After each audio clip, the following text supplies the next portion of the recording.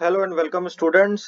Today we are going to discuss about the etching techniques. Last class में हम लोगों ने etching को इंट्रोड्यूस किया, उसमें बहुत सारे उसके अलग-अलग फीचर्स भी देखे और AC और DC एक्साइटेशन के बारे में भी पढ़ा, है ना? So moving ahead with this topic, plasma assisted etching techniques. So plasma assisted etching can take several different forms. कौन-कौन से हो सकते हैं वो? The ion etching techniques, जो हम लोगों ने लास्ट क्लास में डिस्कस किया था, जिसमें हम 8.3.2 मतलब जिसमें एसी और डीसी एक्साइटेशन के बारे में पढ़ा, वो क्या क्या इंक्लूड करता है? स्पूटर इचिंग, आयन मिलिंग, है ना, फिजिकल स्पूटरिंग, ये सब चीजें जो है वो बेसिक फिनोमिना है behind the ion etching technique. ठीक है। और हो सकता है दूसरा टेक्निक द रिएक्टिव टेक्निक्स। तो एक टेक्निक हो गई आयन इचिंग टेक्निक, दूसरी हो गई reactive techniques which include plasma etching, reactive ion etching, reactive ion beam etching. ठीक, rely to various degrees on both chemical reactions that form a volatile or quasi-volatile compounds and physical effects such as ion bombardment. तो ये सारी चीजें जो है आती हैं किसके अंदर? रिएक्टिव टेक्निक्स के अंदर आती हैं। तो आयन इचिंग एक हो गया मेन टेक्निक। दो कैटेगरी में हम डिवाइड कर सकते हैं, एक तो आयन इचिंग हो गई और दूसरी हो गई रिएक्टिव टेक्निक। रिएक्टिव टेक्निक के अंदर बहुत सारी टेक्निक है, प्लाज्मा इचिंग है, रिएक्टिव इचिंग है, रिएक्टिव आयन इचिंग है एंड सो ऑन। ठीक है। अब आगे जैसे जैसे हम बढ़ेंगे आपको समझ में आएगा। The term plasma etching is often taken to represent the pure case of chemical reaction where the plasma serves merely as a source of reactive neutral species that combine with a solid surface to form a volatile product. ठीक, तो plasma etching का सिर्फ और सिर्फ मतलब है ये एक प्योर तरीके का केमिकल रिएक्शन है जिसमें प्लाज्मा जो है वो रिएक्टिव के जैसे एक्ट करता है, एक नेचुरल एक न्यूट्रल स्पीसीज के जैसे एक्ट करता है जो सॉलिड सरफेस को जो है कंबाइन करता है और एक वोलेटाइल प्रोडक्ट बनाता है। ठीक, there are examples of plasma etching in VLSI technology where this description is essentially accurate. However, physical effects such as ion bombardment often play an important role in plasma etching, much as they do in reactive ion etching. Thus, one must be cautious about the implicit assignment of a mechanism to a given each process based on the terminology used to describe that process. ठीक है, I am repeating, physical effects such as ion bombardment often play an important role in plasma etching as much they do in the reactive ion etching. Thus, one must be cautious about the implicit assignment of the mechanism to a given each process based on the terminology used to describe that process. कब आपको reactive ion etching perform करनी है, कब आपको simple ion etching perform करनी है, कब आपको प्लाज्मा इचिंग परफॉर्म करनी है, उस मैकेनिज्म के ऊपर डिपेंड करेगा कि आप किस तरीके से रोल डिसाइड करते हो आपके आयन बम्बार्डमेंट का। ओके, सो ये देखिए, ये है आपका, यहां से हम ईच गैस जो है फ्लो कराते हैं, ये आपका पंप है, ये वेफर है। ठीक, वेफर के ऊपर ये जो है आप इचिंग कर रहे हैं, ये इचिंग है ना। ये आपकी ग्राउंड की शील्ड है जो उसको प्रोटेक्ट करती है, ये कैथोड है और ये आरएफ जो है यहाँ से आपको रेडियो फ्रीक्वेंसी यहाँ से दी जा रही है ना। So an RF diode system for reactive ion etching, the cathode is the powered electrode while internal grounded parts of the system serve as the anode. जो ग्राउंड है वो एनोड की जैसे सर्व कर रहा है इंटरनल पार्ट में, ग्राउंडेड पार्ट जो है यहाँ पे, है ना, और कैथोड के थ्रू हम लोग पावर दे रहे हैं यहाँ पे। Note that the area of the cathode is much smaller than the area of the anode, obviously, क्योंकि ये पूरा का पूरा कैथोड है और ये सिर्फ इतना ही सॉरी ये पूरा का पूरा एनोड है और ये सिर्फ इतना ही कैथोड है। The plasma is unconfined and fills in the entire chamber. The ground shield prevents sputtering of the enclosed portions of the powered electrode. It is preferable to distinguish these techniques on an operational rather than a mechanism basis. That is, each can be said to occupy a different portion of the operating parameter space.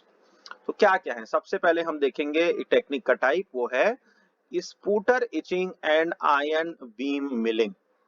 ये जितने भी हम type पढ़ेंगे ना, ये सब आपके syllabus में अलग अलग तरीके से डिस्क्राइब्ड है। तो पहला टाइप हो गया sputter etching and ion beam milling, दूसरा टाइप है प्लाज्मा इचिंग, तीसरा होगा रिएक्टिव। तो एक वन बाय वन हम इसको कवर करते हैं, ठीक। Both sputter etching and ion beam milling use high energy noble gas ions such as argon derived from a discharge. Sputter etching is accomplished most simply in an RF diode system, जो ऊपर मैंने दिखाया आपको. The material to be etched is clamped to the powered electrode and bombarded by ions drawn from the plasma. जिसको आपको क्या करना होता है, ईच करना होता है, उसको हम कहाँ पे प्लेस कर देते हैं, इलेक्ट्रोड के ऊपर। ये इलेक्ट्रोड के ऊपर हम प्लेस कर देते हैं और यहाँ से जो गैस है, ये गैस यहाँ से आती है और यहाँ से आयन का बम्बार्डमेंट होता है, ठीक है। आयन की बमबारी की जाती है, अगर हम हिंदी में हम लोग बोले इसको। तो जैसा हम लोग रिकॉल कर रहे हैं 8.3.2 से, जो लास्ट क्लास में हम लोगों ने पढ़ा था AC and DC charge excitation के बारे में, वहां से, that if the ratio of the cathode surface to grounded surface is small enough, most of the voltage drop occurs across the ion sheath at the cathode. ये हम लोग पढ़ चुके हैं पिछले क्लास में, है ना। जो भी वोल्टेज ड्रॉप है वो आयन शीथ के अक्रॉस होता है। कब? जब कैथोड का एरिया कम होता है, कैथोड सरफेस का जो ग्राउंडेड एरिया है वो कम होता है, जितना कम से कम होगा। इसलिए यहाँ पे बताया गया है कि ये जो कैथोड एरिया है ये आपका कम से कम है, बाकी सारा का सारा कौन सा एरिया है, नोड एरिया है, ठीक है।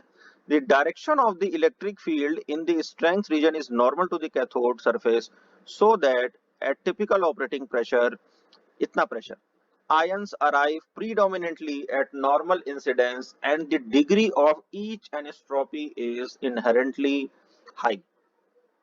Okay, in ion beam milling, the ion source is usually a magnetically confined DC discharge that is physically separated from a substrate by a set of grids.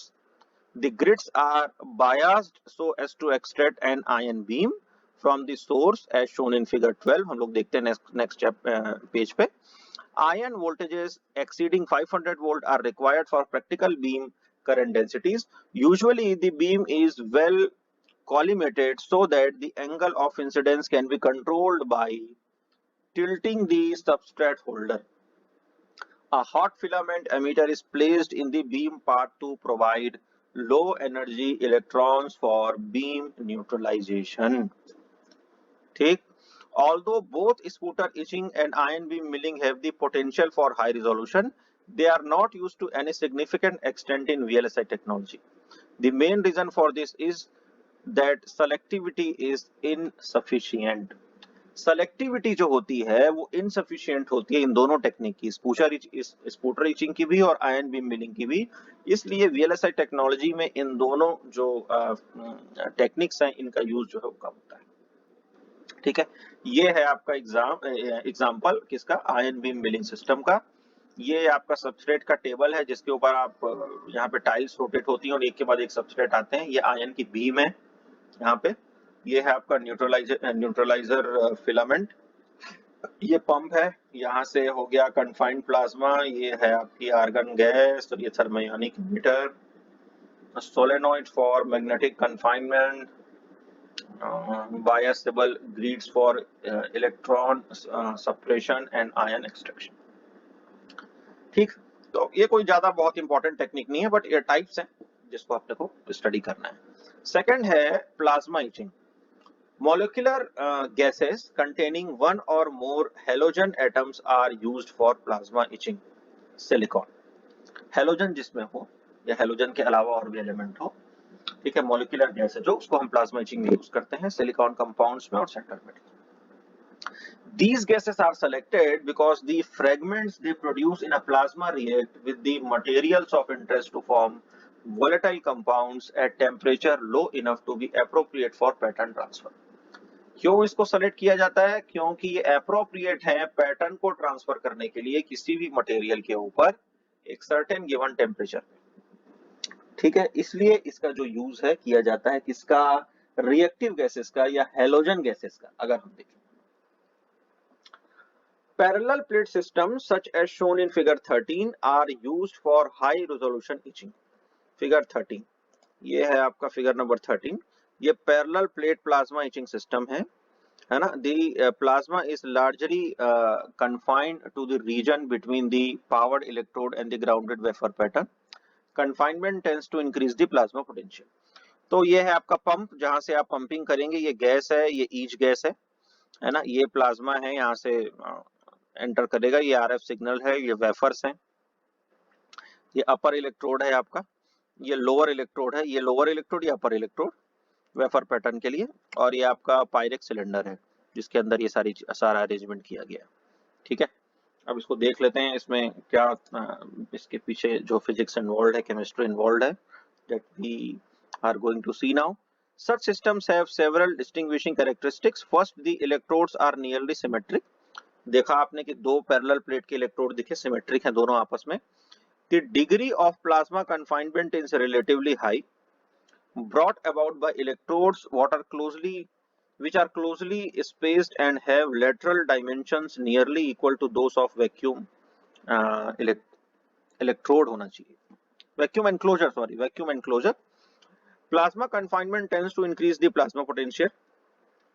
Confinement ज्यादा होगा तो जो plasma potential है वो भी इंक्रीज होगा. जितनी confine होंगी आपकी जो गैस है ईचिंग के लिए, उतना ही आपका पोटेंशियल भी हाई होगा. The other distinguishing characteristics are that the material to be eased is placed on the grounded electrode. बिल्कुल जो नीचे वाला इलेक्ट्रोड है उसके ऊपर प्लेस करेंगे आप, ये वाले इलेक्ट्रोड के ऊपर. ये जो नीचे वाला इलेक्ट्रोड है यहाँ पे प्लेस हुआ है सारी चीज, है ना. तो वहां पे वो प्लेस्ड है. एंड ओके, ग्राउंडेड इलेक्ट्रोड, ठीक है. And the operating pressure is relatively high, 10 to the power -1 to 10 to the power +1 torque का प्रेशर आप अप्लाई करते हैं. The possibility of a high plasma potential in plasma etching system must not be overlooked. ठीक है. Since the substrates are either grounded or floating, the energy of ions incident on them can be as high or slightly higher than the plasma potential and can reach several hundred volts under certain conditions. Despite the high operating pressures, when high plasma potentials prevail, the surface reactions involved in the etching can be strongly influenced by ion bombardment as discussed in वो जो हमने शुरू में discuss किया था. ठीक है. Plasma etching then becomes mechanistically indistinguishable from reactive ion etching.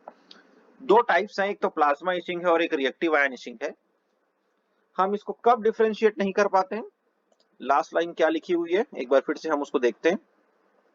जब आपका potential, when high plasma potential prevails, जब प्लाज्मा का पोटेंशियल जो है वो हाई होता है, the surface reactions involved in the itching can be strongly influenced by ion bombardment.